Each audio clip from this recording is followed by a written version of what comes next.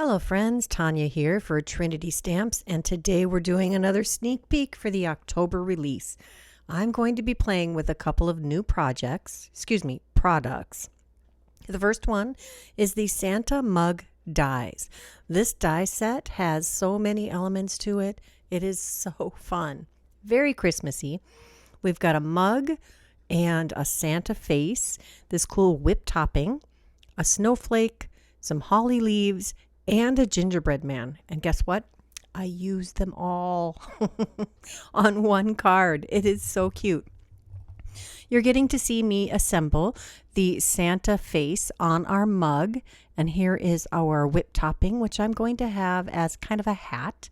We're going to take this furry brim and glue that down and then carefully tuck the whip topping below the edge of the fur trim. Now you could put Mr. Santa's face farther down on the mug so that it looked like more of a graphic instead of the Santa face being just part of the mug or the treat.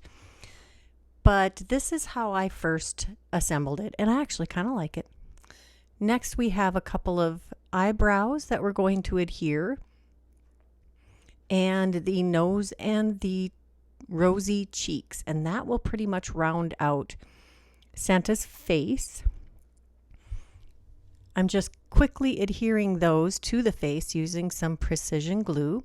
The Crafty Gluefriend glue would work just as well. Just using the pokey end of my pickup tool, which is, or pickup stick. Yes, that's what it's actually called. It's actually a super good tool for assembling your cards in general. I use it all the time, both ends. And somehow when I was crafting with my grandson a couple of months ago, I lost one of the caps for the end. So I just try to protect the wax tip and keep that covered most of the time. I do love these reverse tweezers, and we're going to use those to help adhere our buckle on Santa's belt. And you could use the skinny strip that's the brim of the coffee cup to make the belt a little higher and a little thinner. I did do that on a different version that you'll see at another time. But this looks great too on the bottom of the mug.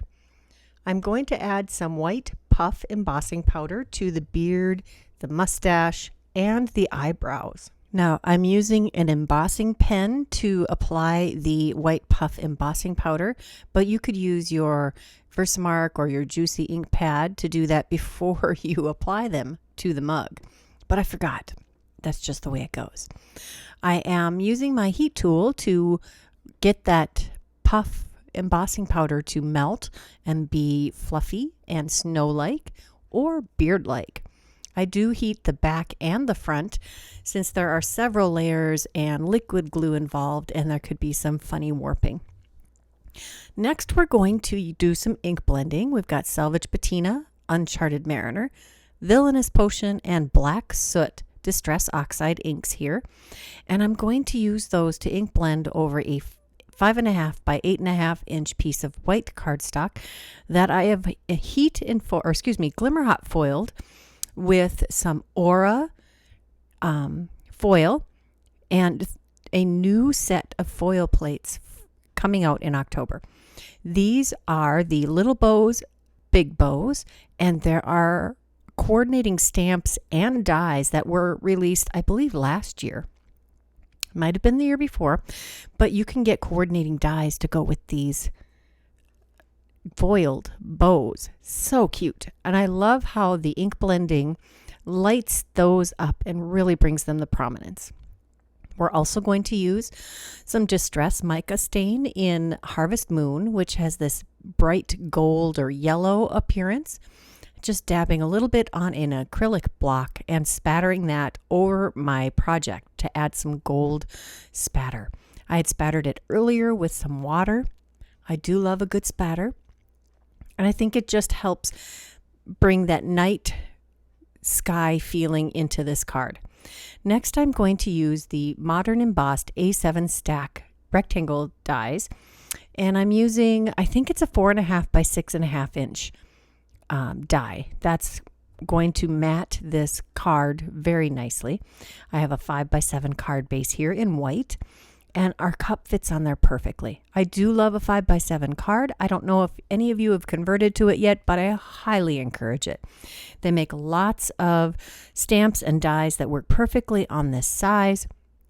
You can use your slimline products on it, and it just gives you a bigger canvas to play with. And it does make an impressive presentation when you give it to someone. We're also going to incorporate a sentiment from the Winter Winds stamp set. If you recall, we released the Shimmering Winds foiling plate in August that coordinates with all of the breeze and wind products, but you can pull this in to other suites of products also to help build your scenes and your sentiments.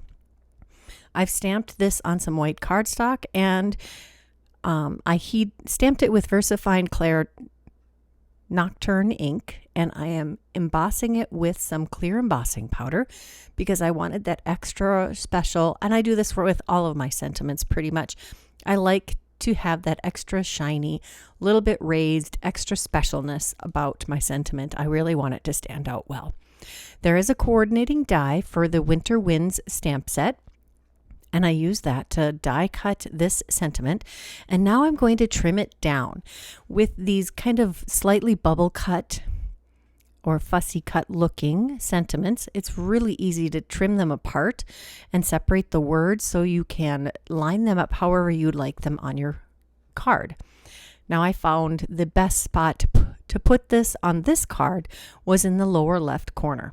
Let's not forget our beautiful snowflake that was die cut from some white glitter cardstock, and our cute little gingerbread man. Now there are two versions of gingerbread men. Turns out the eyes and mouth I used on that gingerbread man can actually be used as eyes and mouth for the Santa. I just didn't figure that out myself right away. But I think he makes a pretty cute gingerbread man too. I love the holly berries and leaves, and we're using a little bit of skinny strip dimension foam to pop these up. That is a new item in the Trinity store also. And I love that they line up so cute next to this mug and the gingerbread man. Next, we're going to use some milk glass gems here. I think they work perfect icy accents for the snowflake. And we're going to scatter those across the card and on top of our whipped cream top hat topping. There we go. And we'll just add a few gems above to the one corner, and as I always do, it's across a diagonal from one corner to the other across the card to help your eyes follow across the design. I do like to use a variety of sizes, and we always get these nice big gorgeous gems, but that I don't use very often on most of my designs, but works perfect in the middle of that snowflake. We're going to take a sentiment from the Holiday Tag Helper that came out last year as our inside sentiment, and I'm just going to stamp that with VersaFine Clair Nocturne ink. And then I'm going to take a couple of snowflakes that I die cut with some shimmery white cardstock, because the glitter cardstock tends to be a little thicker and harder to put on the inside of your card. Super simple inside, only takes a couple elements and not a lot of planning. That is the entire card I have for you today. I hope you enjoyed it. I hope you're getting excited about this release that's coming up in just a week. I am so excited about it myself. So many awesome, gorgeous products. Stay tuned. There will be a new release, a sneak peek every day until the release day on Wednesday, October 5th. If you're interested in any of the supplies that I've used today, check that description box. I'll have them listed, and I'll get them linked as soon as they become live in the store. Until next time, here's a couple more videos I thought you might enjoy. Bye-bye.